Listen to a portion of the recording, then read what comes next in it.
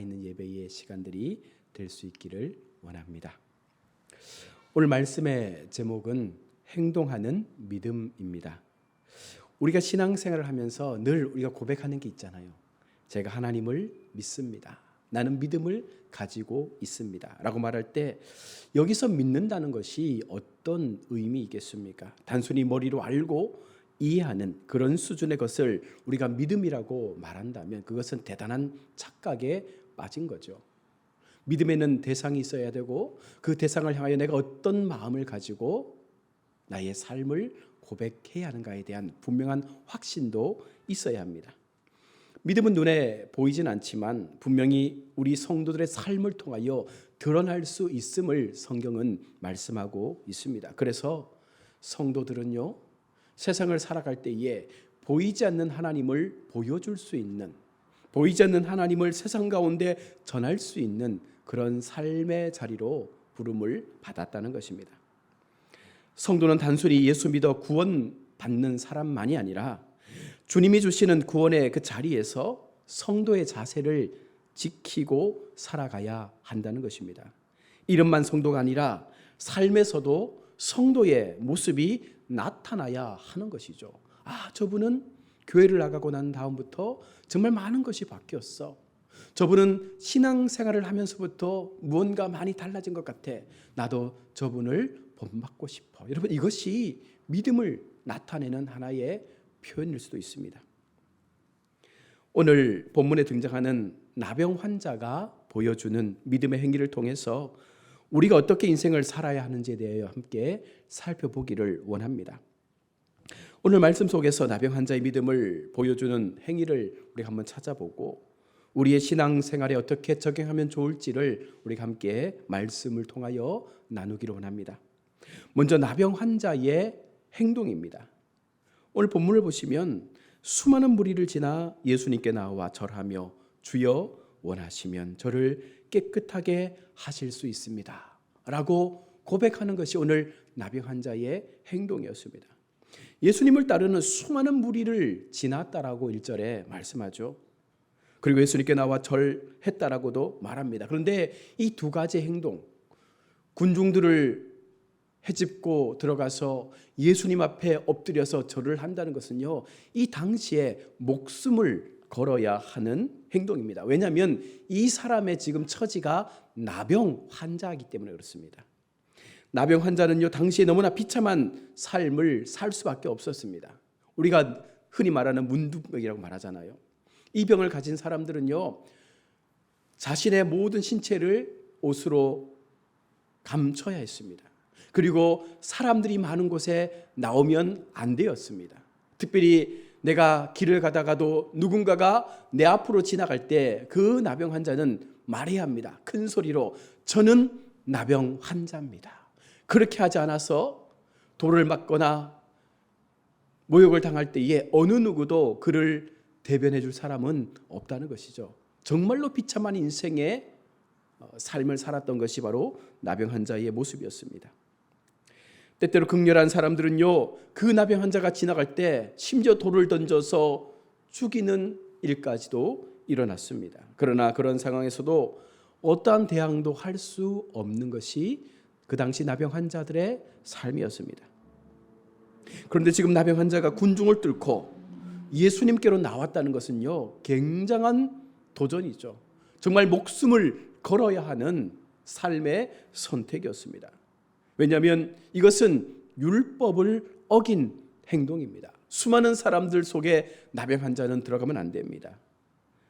돌에 맞아 죽어도 어떠한 변명도 할 수 없는 그런 행동을 오늘 나병 환자가 행하고 있습니다. 여러분, 나병 환자가 어떤 마음으로 그렇게 행동했을까요? 아마도 낫고자 하는 그의 간절함, 바로 그 현실의 문제에 대하여 내가 이 상황을 극복하고 싶다. 그 절박함이 그렇게 나병 환자를 움직이게 하지 않았겠습니까? 자칫 돌에 맞아 죽을 수도 있는 상황에서 나병 환자는요, 아무런 표현도 하지 않고 군중을 헤집고 예수님께로 나온 것입니다.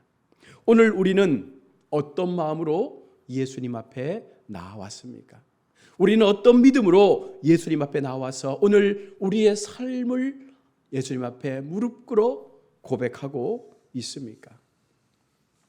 비록 나병 환자라 할지라도 이 사람의 마음에는요, 나의 현실의 간절한 문제, 특별히 이 문제를 내가 믿고 있는 하나님께서 고쳐주실 거라는 그 확신 속에서 죽을지언정 내가 예수님 앞에 나아갈 것이다 라는 그 마음으로 지금 예수님 앞에 무릎을 꿇은 것입니다.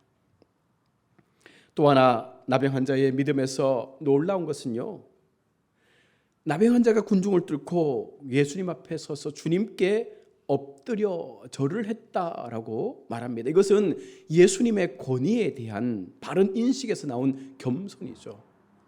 나의 병을 고쳐주실 것을 바라면서 예수님 앞에 납작 엎드려 절을 했다. 바로 그 권위 앞에 이 나병 환자는요, 철저하게 순종한 것입니다. 나병 환자가 믿고 있는 예수님은 어떤 분이셨을까요? 오늘 본문을 통해 주해보면 예수님이 어떤 분이신지에 대한 확신이 아마도 나병 환자의 마음 가운데 있었던 것 같습니다. 나병 환자는 예수님에 대한 분명한 믿음을 가지고 있었습니다. 이분은 나의 병을 고쳐줄 수 있는 분이다. 그 당시 제사장은요, 나병 환자가 어떤 경로든 나병이 고쳐지면 그의 질병이 깨끗해졌다라고 선언할 수는 있었지만 수많은 나병 환자들을 아무리 능력 있는 대제사장이라 할지라도 그 병을 고치지는 못했습니다. 그런데 주님은 그런 나병 환자를 깨끗하게 하실 수 있는 분임을 믿고 목숨을 걸고 나온 것입니다. 그를 깨끗하게 하실 수 있는 분은 오직 예수님 뿐임을 정확하게 이 사람은 알고 있었던 것입니다. 진짜 믿음은요, 우리 속에 이것이 진짜라고 믿어지면 목숨을 걸 만한 가치가 생기게 되는 것입니다. 오늘 나병 환자에게 예수님은요, 자신의 목숨을 걸어서라도 예수님을 만나고 싶은 그 간절함 속에 그 군중을 헤집고 나갈 수 있었습니다. 그리고 나병 환자의 고백입니다. 주여 원하시면. 이렇게 말한 것은 치유의 문제에 있어서 예수님의 권위에 대한 그의 믿음의 고백이었습니다. 예수님의 능력에 대하여 의심이나 회의를 품지 않고 있었다는 것입니다. 예수님께서 원하시면 오늘 나의 나병이 고쳐질 줄로 믿습니다. 나병 환자는 다른 것 반하지 않습니다. 예수님께서 원하시는 대로, 예수님께서 원하시는 뜻대로 나의 병을 고쳐주십시오. 문제 해결에 대한 우리의 믿음은요, 희망의 원천이 예수님께 있음을 아는 바른 인식에서 출발해야 합니다. 하나님, 이 기도가 내게 필요합니다가 아니라 하나님, 이 기도가 하나님 앞에 하나님의 뜻에 합당하기를 원합니다. 예수님에 대한 전적 신뢰와 예수님의 권위 앞에서 겸손하게 살아갈 때에 여러분, 우리의 인생 가운데 있었던 이 절망이 희망으로 바뀌어주는 전환점이 될 수가 있는 것입니다. 성도에게 절망을 희망으로 바꿀 수 있다는 것은요, 바로 그 믿음의 가치에 따른 우리의 행위를 통하여 나타나는 것이죠. 얼마나 내가 하나님을 순종하고 믿고 따르고 의심하지 않고 내게 주신 구원의 은혜 넘어서 정말 나의 인생 가운데 나의 인생의 모든 문제를 해결하실 수 있는 분이 하나님이다라는 그 사실을 우리가 고백할 수 있을 때 여러분, 그 절망이 어느 순간 희망으로 바뀌어지게 되는 것입니다. 우리에게는 나병 환자와 같은 행동하는 믿음이 있습니까? 목숨을 걸고서라도 우리 주님 앞에 나와서 나의 인생의 문제를 고백할 수 있는 그 용기가 과연 우리 속에 있느냐라는 것입니다. 어렵고 힘든 상황에서 과연 우리는 얼마나 말씀 속에 나병 환자처럼 행동할 수 있습니까? 지금 우리에게는 이런 믿음의 행동이 필요한 거예요. 정말 주님 앞에 나아갈 수 있는 마음, 하나님 앞에 나의 행동의 믿음을 통하여 주님이 원하시면 나의 이 인생의 여러 가지 상황들을 주님의 뜻대로 고쳐달라고 그 마음으로 기도할 수 있는 고백이 있어야 하는 것입니다. 주님은 우리가 묵묵히 기도만 하라고 말씀하지 않습니다. 열심히 기도하고 최선을 다하여 하나님 앞에 말씀을 보고 난다면 그 이후에 우리는 주님 주신 말씀의 은혜대로 무언가 움직일 수 있는 믿음의 삶을 살아야 하는 것이죠. 힘들다고 어렵다고 그저 하늘만 쳐다보며 은혜가 임하기를 바라는 것, 그것이 아니라 어떠한 상황 속에서라도 그 상황을 뚫고 어쨌든 주님 앞에 내가 온전함으로 주님을 만날 수 있는 그 하나님을 내가 대면할 수 있는 은혜 앞에 서야 하는 것입니다. 그러면 주님은 그 순간 나를 위하여 일하게 하실 것입니다. 예수님은 어떻게 그러면 이 나병 환자를 고쳐주십니까? 예수님 앞에 나와 있는 이 나병 환자를 예수님은 어떻게 고치십니까? 말씀 속에서 발견할 수 있는 것은 오늘 3절입니다. 손을 내밀어 그에게 대시며 내가 원하노니 깨끗함을 받으라. 예수님은 단순히 기능적인 것으로 고치신 것이 아니라 넘치는 애정과 연민으로 그 나병을 고쳐주셨습니다.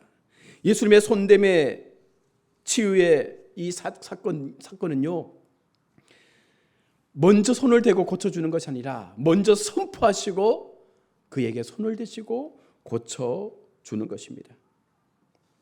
여러분, 나병 환자에게는요, 이 당시에 손을 댄다는 것은요, 부정을 입는 것과 똑같았습니다. 그래서 나병 환자에게 손을 댄 사람들은요, 율법에 따라 또한 격리되는 인생을 살아야 했습니다.